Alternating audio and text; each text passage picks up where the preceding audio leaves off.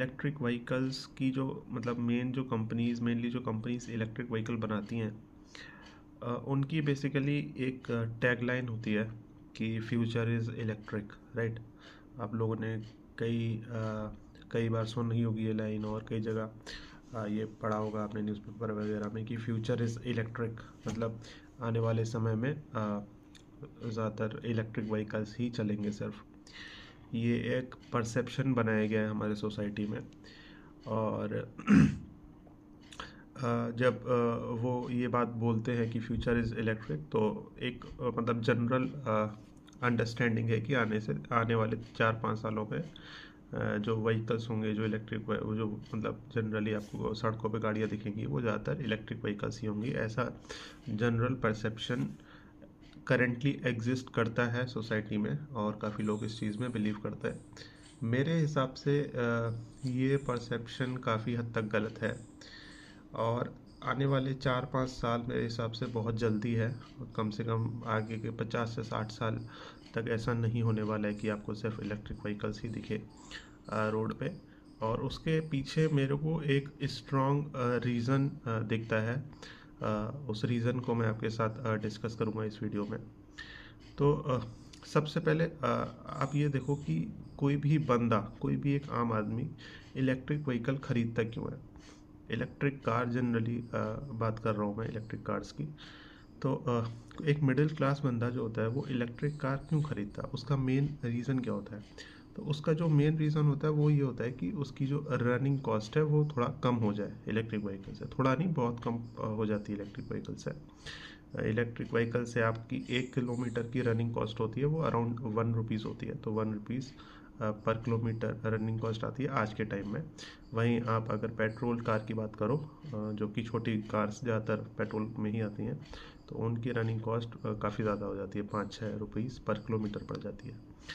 तो आप देख सकते हो कितना ज़्यादा फ़र्क है, राइट। तो यही जो फ़र्क है, ये इस एक कॉमन मैन की बहुत ज़्यादा बचत करता है, और यही एक मेन रीज़न होता है उसका इलेक्ट्रिक व्हीकल ख़रीदने का। बाकी और कुछ रीज़न होते हैं, लेकिन फिर वो सारे सेकेंडरी होते हैं। प्राइमरी रीज़न यही होता है, ठीक है। तो ये एक चीज़ है। अब हो क्या रहा है कि होगा क्या, जैसे जैसे इलेक्ट्रिक व्हीकल्स बनेंगे, राइट, तो उससे होगा क्या, जो पेट्रोल वाले व्हीकल्स होंगे या फिर डीजल वाले व्हीकल होंगे, उनकी मतलब कम हो जाएगी उनकी डिमांड सड़कों पे, वो धीरे धीरे कम होने लगेंगे। तो जैसे जैसे पेट्रोल वाले व्हीकल्स कम होने लगेंगे, वैसे वैसे पेट्रोल की डिमांड गिरने लगेगी, राइट।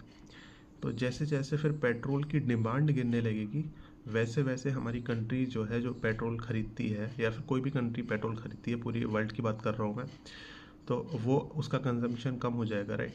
तो ज़्यादातर जो पेट्रोल आता है, जो क्रूड ऑयल आता है, वो हमारा जैसे मिडल ईस्ट वाले कंट्रीज से आता है, तो उनसे या फिर रशिया से आता है, या फिर अमेरिका से आता है। तो उनकी मतलब सेल कम हो जाएगी जैसे जैसे इलेक्ट्रिक व्हीकल्स बढ़ेंगे। तो जैसे जैसे उनकी सेल कम होगी, फिर वैसे वैसे वो उनका प्राइस भी गिरेगा फिर क्रूड ऑयल का, क्योंकि उनके पास क्रूड ऑयल तो है, राइट। उनके पास उनकी ज़मीन में क्रूड ऑयल है उनके पास, और क्रूड ऑयल का और ज़्यादा कुछ यूज़ होता नहीं है उससे, बस पेट्रोल बना के, और गाड़ियों में ही मेजरली वो यूज़ होता है। तो अगर उनका बिकेगा नहीं क्रूड ऑयल, तो वो क्या करेंगे, वो फिर सस्ता करेंगे उस चीज़ को, ताकि किसी तरीके से बिके, उनके पास कोई मतलब उनकी इकोनॉमी बढ़े, उनके पास पैसा आए। अगर वो खाली ऐसी बस ज़मीन में पड़ा हुआ है, उससे अच्छा तो वो उसको सस्ता करके बेचे, राइट। तो उससे क्या होगा, फिर उसकी डिमांड मतलब जैसे जैसे उसकी डिमांड गिरेगी, वैसे वैसे सस्ता होगा पेट्रोल। वैसे फिर जैसे जैसे बस पेट्रोल सस्ता होगा, फिर जो मतलब जो पेट्रोल वाली गाड़ियां हैं, उनके लिए रनिंग कॉस्ट कम होती जाएगी, राइट। तो आप ये देखो, ये चीज़ फिर एक इक्विलिब्रियम में पहुंच जाएगी। मतलब जैसे जैसे इलेक्ट्रिक व्हीकल्स की डिमांड बढ़ेगी, जैसे जैसे इलेक्ट्रिक व्हीकल्स बढ़ेंगे, वैसे वैसे पेट्रोल वाले व्हीकल्स कम होंगे। लेकिन जैसे जैसे पेट्रोल वाले व्हीकल्स कम होंगे, वैसे वैसे पेट्रोल भी सस्ता होगा। फिर जैसे जैसे पेट्रोल सस्ता होगा, वैसे वैसे लोगों का इलेक्ट्रिक व्हीकल्स में जो इंटरेस्ट है वो भी कम होगा, क्योंकि फिर बाकी जो चीज़ें हैं वो उसके सामने आएंगी। जैसे रनिंग रेंज जो होती है, वो इलेक्ट्रिक व्हीकल्स की आज के टाइम में 350 किलोमीटर होती है, राइट। और उसको चार्ज करने में भी काफ़ी ज़्यादा टाइम लगता है। पेट्रोल तो आप गए 2 मिनट में भरवा लिया आपने, और आराम से 400-500 किलोमीटर चले जाते हैं। तो जैसे जैसे फिर पेट्रोल के कम होंगे ना दाम, वैसे वैसे लोगों का इंटरेस्ट कम होगा फिर इलेक्ट्रिक व्हीकल में, वो सोचेंगे पेट्रोल वाला ही ज़्यादा सही है, राइट। तो ऐसा कभी नहीं होगा कि सिर्फ इलेक्ट्रिक व्हीकल ही फिर बिकेंगे और पेट्रोल वाले एकदम कम हो जाएंगे, ऐसा कभी नहीं होगा। ये चीज़ ऐसी होगी कि इलेक्ट्रिक व्हीकल भी पहुँचेंगे, बढ़ेंगे धीरे धीरे, और पेट्रोल वाले धीरे धीरे कम होंगे।